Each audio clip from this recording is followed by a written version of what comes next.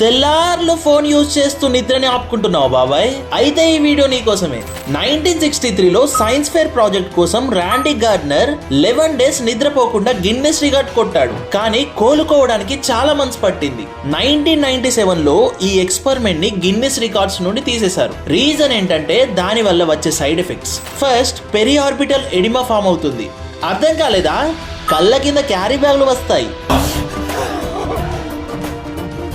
Cognitive impairment అంటే తెలుసా? జ్ఞాపక శక్తి తగ్గుతుంది, ఫోకస్ ఉండదు, చెప్పే విషయాలు అర్థం కావు, పర్సన్స్ ని ప్లేస్ ని తొందరగా గుర్తుపట్టలేం. అంతేకాకుండా tightness, mood swings, depression, anxiety and irritability వస్తాయి. ఏంటి బాబాయ్ ఇవన్నీ చెప్పి భయపెడుతున్నానా? అవును మామ, భయం వేసింది.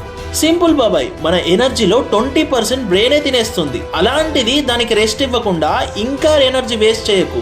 నైట్ డ్యూటీ చేసే వాళ్ళు ఇది గుర్తుపెట్టుకోండి. మెలటోనిన్ అనే హార్మోన్ స్లీప్ కి ప్రిపేర్ చేసి బ్రెయిన్ సెల్స్ ని రిపేర్ చేస్తుంది. ఇది ఓన్లీ నైటే రిలీజ్ అవుతుంది. డే టైంలో మీరు పడుకుంటే దాని వల్ల జస్ట్ మెంటల్ స్ట్రెస్ మాత్రమే తగ్గుతుంది. So take care. ఉంటాడు కదా మన ఫ్రెండ్ లో కూడా ఒకడు, నైట్ టైం బైక్ రైడ్ లేస్తూ ఫోన్ లో గురక డ్యూటీ చేస్తూ. ఈ వీడియో షేర్ చేసి మనోడి మీద కొంచెం కేర్ చూపించు. ఉంటా మరి. ఈ హడావిడిలో సబ్స్క్రైబ్ చేయడం మర్చిపోకు. బాయ్.